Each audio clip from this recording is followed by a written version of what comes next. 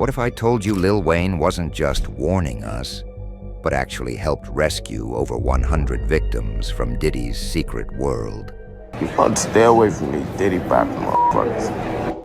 Lil Wayne didn't just drop a bombshell. He flipped the entire industry narrative on its head. In a clip that's now gone viral, Wayne exposed something way deeper than what anyone expected from the ongoing Diddy saga. According to him, what's already been revealed about Diddy, that's just the surface. You know how you hear something years ago and brush it off, and then suddenly it makes way too much sense? That's what's happening with Wayne's old interviews right now. Mr. Lee, Yeah, I love this drink. Where you put my bag I like at? when you like this, Daddy. Yeah, where you put my bag Daddy, at, I like Mr. when Lee? you It's scrambling right here, and it's right scraping for No, I got I no like shit. that. And it wasn't random. In one resurfaced clip, Wayne is sitting right next to Diddy and directly tells the room that young artists should stay away from certain people in the industry. He named Diddy on camera, no hesitation. Back then, people laughed. Now, that clip feels like a warning shot. I had a question. I'm just trying to tell all these young cats out there trying to come up, like, where do you think they gotta go to? From your point of view, you know what I'm saying? What is the best advice you could give them? Because I be telling them, like, my best advice is they gotta do it their whole new way, different way, like they from another planet. But coming from you, coming from the man of men right now, tell them something good. I mean, first of all, you want to stay away from these Diddy poppin' motherfuckers. Fucking yard. Motherfuckers dancing all on the motherfucking stage and shit. They want your ass. You call them astronaut. So be afraid. Be very afraid. You really ain't built for the game. Or something. Something like that. Don't be trying to be famous or you gonna run into a motherfucker like that. According to Wayne, Diddy isn't just throwing wild parties or signing the next big artist. He's something darker, a handler. Someone who lures young talent with promises of fame and luxury, but behind the scenes traps them into situations they can't escape from. It's not mentorship, it's manipulation. Wayne claims these parties are designed with a purpose. Hidden cameras, secluded rooms, VIP-only access. It's not about fun, it's about leverage. Once they have footage of you doing something wild or questionable, you're done. That tape becomes a leash. The rumors are that Diddy was running some kind of Epstein-type deal where he was filming everybody, right? That's the rumors. Yeah, I don't know that there's any proof or anything other than that.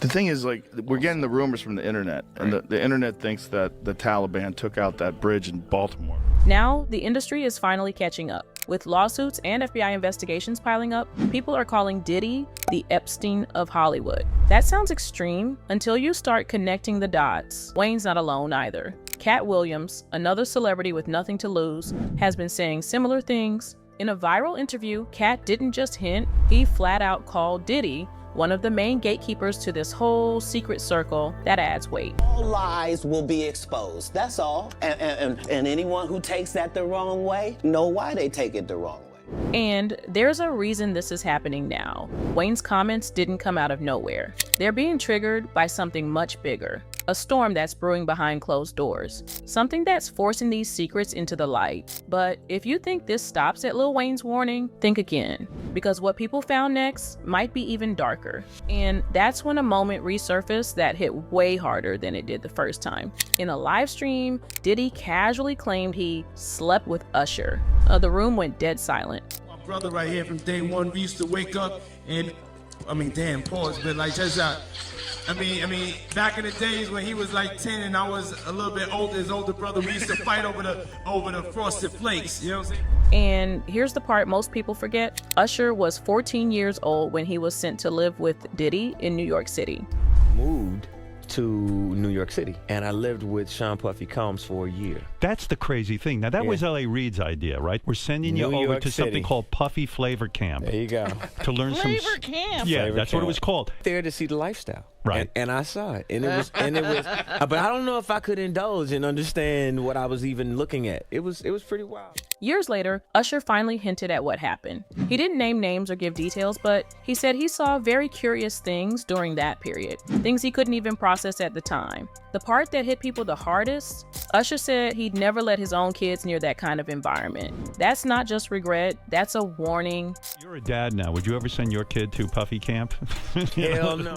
And Usher wasn't the only one. Lil Wayne pointed out that other artists had also expressed discomfort about Diddy's world. Take Fabulous. Fabulous, for example. Fab once said the energy at those parties felt off. He'd get pressured to stay, even when his gut told him to leave. On the Drink Champs podcast, there's a moment where Fab is sitting next to Diddy, and the topic of parties comes up. Fab's vibe shifts instantly. Meanwhile, Diddy made things even stranger, calling the host Daddy mid-interview like the whole thing was some bizarre inside joke. Then you've got 50 Cent. He's always been loud, always trolling, but even 50 has drawn the line when it comes to Diddy. He once said being at Diddy's parties felt like getting a hug from the front and the back at the same time.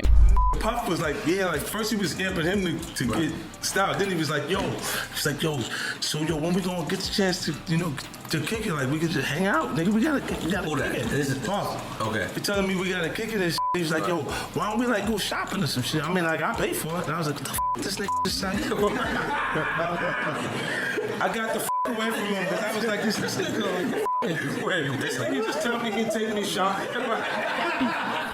And let's talk about Justin Bieber.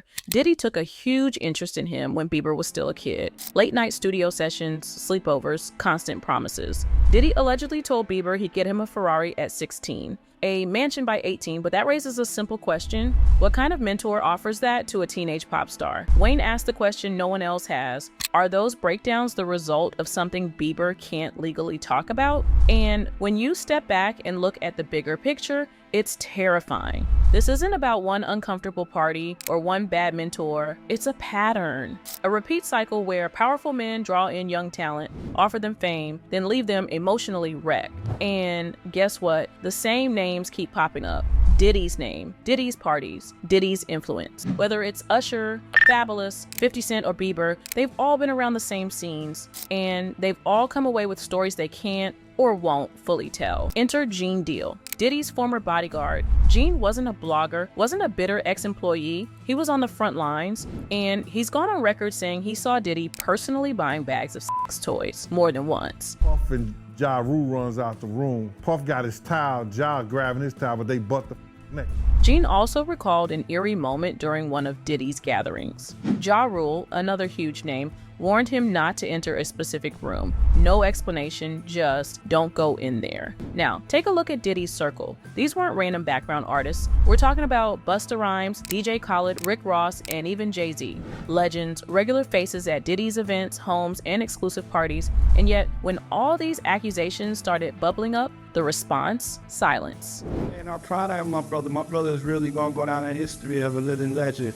You know what I'm saying? And don't wait for nobody to give you your flowers, you know what I'm saying? Because I already gave them to you, and I'll love the bouquet. Good to see you. Very few have spoken out. Most just ghosted the topic. And then there's that moment with Leonardo DiCaprio. In an interview, Diddy was asked who he'd invite to a party, and without missing a beat, he says, Leo. Who's the person that's #1 on that invitation list? Leonardo DiCaprio. The implication? Maybe the circle is bigger than anyone thought. Maybe it stretches from hip-hop all the way to Hollywood A-listers, now to someone who stood outside that circle. I feel uncomfortable with the way you represent the idea of going to these projects. To come party with me. Yeah, and then that swayed me away from it, just that alone.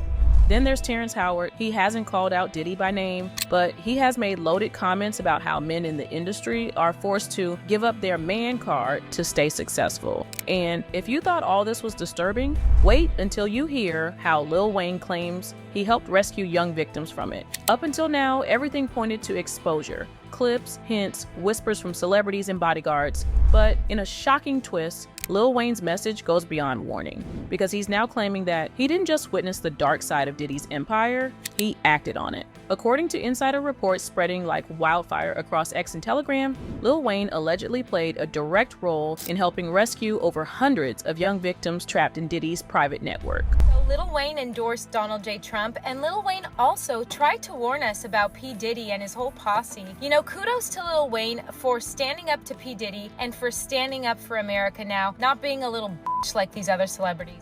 Multiple sources allege that Wayne had been working quietly with whistleblowers, including former assistants and security guards, to build evidence. The breaking point came when someone from inside Diddy's Miami mansion reportedly smuggled out footage of a hidden hallway, one that allegedly led to off-limits guest rooms. These weren't luxury suites, they looked more like holding cells. But what fans are still asking is why Wayne stepped up now. Was it the final straw? Was it guilt from seeing too much too long? Or did someone close to him become a victim? And there's another theory floating around, one that flips the whole story upside down, because some believe that Wayne was almost a victim himself.